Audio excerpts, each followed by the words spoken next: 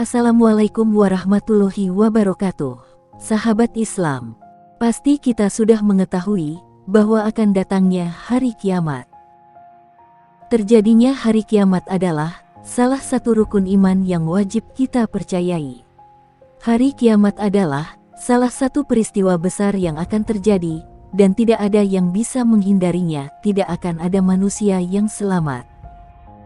Namun, sebelum peristiwa itu, ternyata akan terjadi perang terakhir. Siapa lawan umat Islam dalam perang terakhir tersebut?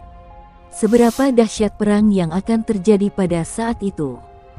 Kapankah perang terakhir itu akan terjadi? Tonton video ini sampai akhir.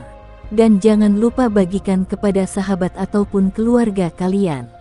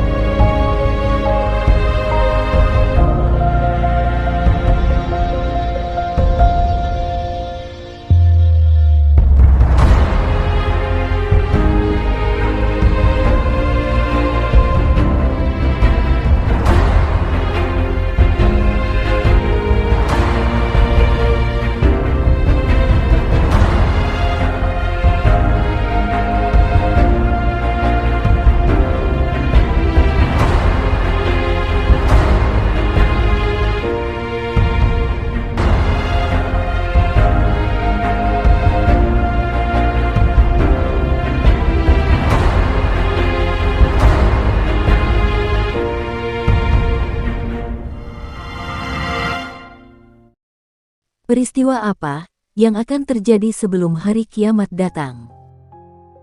Sebelum dunia ini hancur, ada beberapa kejadian terlebih dahulu. Salah satunya adalah terjadinya perang besar. Hal ini sesuai sabda Rasulullah Shallallahu Alaihi Wasallam. Dari Abu Hurairah, Rasulullah Shallallahu Alaihi Wasallam bersabda, "Tidak akan datang hari kiamat, sehingga pasukan Romawi singgah di Amak atau ke desa Dabik. Kemudian datanglah kepada mereka pasukan tentara dari Madinah, dari kaum muslimin, yang merupakan penduduk bumi yang terbaik pada waktu itu. Ketika mereka telah mengatur barisan satu sama lain, berkata pasukan Romawi, 'Biarkan kami memerangi orang-orang yang pernah menawan kami.' Lalu kaum muslimin menjawab, 'Tidak, kami tidak akan membiarkan. Teman-teman kami, kalian perangi.'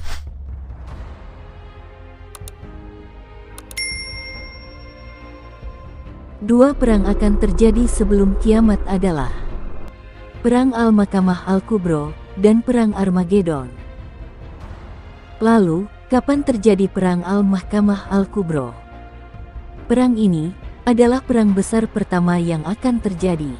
Pada perang ini, kaum muslimin akan menghadapi kaum Rum. Namun sebelum itu, kaum muslimin akan melawan Jazirah Arab dan Persia. Ketiga peperangan ini akan dimenangi oleh kaum muslimin. Hal ini sesuai hadis. Rasulullah Shallallahu Alaihi Wasallam bersabda, "Kalian akan perangi Jazirah Arab, sehingga Allah menangkan kalian atasnya. Kemudian, kalian akan perangi Persia, sehingga Allah menangkan kalian atasnya. Kemudian kalian perangi Rum, sehingga Allah memenangkan kalian atasnya. Kemudian kalian perangi Dajjal, sehingga Allah memenangkan kalian atasnya." Hadis riwayat Muslim. Perang Al-Mahkamah Al-Kubro akan terjadi sebelum pembukaan kota Konstantinopel, atau lebih dikenal dengan nama Turki. Setelah itu, maka keluarlah Dajjal, yang akan menjadi lawan pada perang kedua. Awal mula pecahnya perang Al-Mahkamah Al-Kubro telah dijelaskan dalam hadis Rasulullah Shallallahu Alaihi Wasallam. Makmurnya Baitul Maqdis adalah tanda kehancuran kota Madinah. Hancurnya kota Madinah adalah tanda terjadinya peperangan besar. Terjadinya peperangan besar adalah tanda dari pembukaan Konstantinopel. Dan pembukaan kota Konstantinopel adalah tanda keluarnya Dajjal. Kemudian beliau menepuk-nepuk paha orang yang beliau ceritakan tentang hadits tersebut. Atau dalam riwayat lain, pundaknya. Kemudian bersabda, semua ini adalah sesuatu yang benar. Sebagaimana engkau, Muaz bin Jabal sekarang berada di sini, adalah sesuatu yang benar. Hadis riwayat Abu Daud. Saat perang Al-Mahkamah Al-Kubro, senjata yang digunakan bukan senapan, meriam, tank pesawat tempur, atau senjata modern lainnya. Manusia akan kembali menggunakan pedang, busur, dan panah, serta mengendarai kuda dan berjalan kaki. Semuanya kembali ke tradisional. Namun, yang ikut andil dalam peperangan, banyak orang. Banyak jiwa yang gugur, dan banyak darah yang tumpah. Kembalinya digunakan alat-alat tradisional dalam perang ini, dijelaskan oleh Syekh Muhammad Al-Imam. Peperangan besar ini tidak lagi akan memakai segala senjata yang ada pada saat ini. Ini semua tidak akan dipakai lagi. Senjata-senjata modern ini tidak akan ada lagi pada saat pertempuran dahsyat dan peperangan besar tersebut. Yang ada adalah senjata yang sudah dikenal pada setiap zaman seluruhnya, yaitu pedang dan sebagainya. Adapun senjata modern yang menyebar saat ini hanya akan bertahan sebatas waktu tertentu. Kemudian akan selesai peran dan urusannya.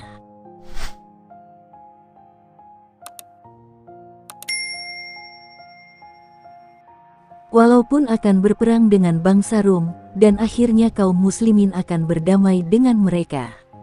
Hal ini sesuai dengan sabda Rasulullah Shallallahu Alaihi Wasallam. Kamu akan berdamai dengan Rum dalam keadaan aman. Kemudian, kamu dan mereka akan memerangi suatu musuh. Dan kamu akan mendapatkan kemenangan, serta harta rampasan perang dengan selamat. Kemudian kamu berangkat, sehingga sampai ke sebuah padang rumput yang luas, dan berbukit-bukit.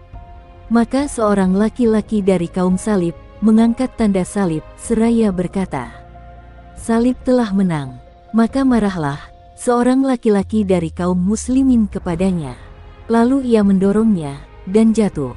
Pada saat itu, orang-orang Rum berkhianat, dan mereka berkumpul untuk memerangi kamu, di bawah 80 bendera. Tiap-tiap bendera, terdapat 12.000 tentara. Hadis riwayat Ahmad, Abu Daud, dan Ibnu Majah. Pada saat kaum muslimin dipimpin oleh Imam Mahdi, juga terjadi perdamaian dengan golongan Rum. Dari Abu Umamah, Rasulullah Shallallahu Alaihi Wasallam bersabda, di antara kamu dan orang-orang Rum akan berlaku 4 kali perdamaian. Pada kali keempatnya, berlaku di tangan salah seorang daripada keluarga Hiraklu. Perjanjian itu berterusan selama 7 tahun. Ada seorang sahabat bertanya Rasulullah Shallallahu Alaihi Wasallam, "Wahai Rasulullah, siapakah imam orang ramai pada hari itu?" Rasulullah Shallallahu Alaihi Wasallam bersabda, "Al-Mahdi, anak cucuku. Dia berumur 40 tahun. Mukanya bagai bintang yang bersinar-sinar. Di pipi sebelah kanannya, terdapat tahi lalat hitam. Dia memakai 2 jubah katwaniyah, bagaikan pemuda Bani Israel. Dia mengeluarkan gedung-gedung, dan menaklukkan negeri-negeri syirik." Siapakah bangsa Rum? Dalam hadis yang dimaksud adalah Romawi Timur, pusat pemerintahan yang pernah berada di Konstantinopel. Setelah Romawi Timur runtuh, pusat pemerintahannya berpindah ke Tsar Rusia. Tsar adalah kata dari kaisar, yang mengadopsi sistem kekaisaran Romawi Timur. Lalu, seberapa dahsyat perang terakhir itu?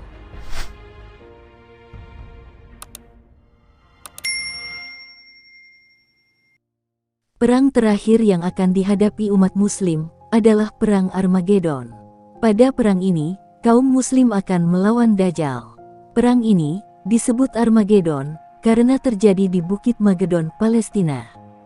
Pada perang ini juga, umat Muslim melawan Yajuj Majuj. Beberapa manuskrip yang ada di Timur Tengah menjelaskan bahwa Islam menyebutkan perang ini sebagai Al-Magidot, kemuliaan, atau disebut dengan Perang Kemuliaan. Perang ini akan berlangsung dalam jangka waktu yang lama. Semua negara akan terlibat, nantinya akan menjadi dua kubu, yaitu golongan orang Muslim yaitu dipimpin oleh Imam Mahdi. Golongan yang satunya adalah golongan orang kafir yang dipimpin oleh Dajjal.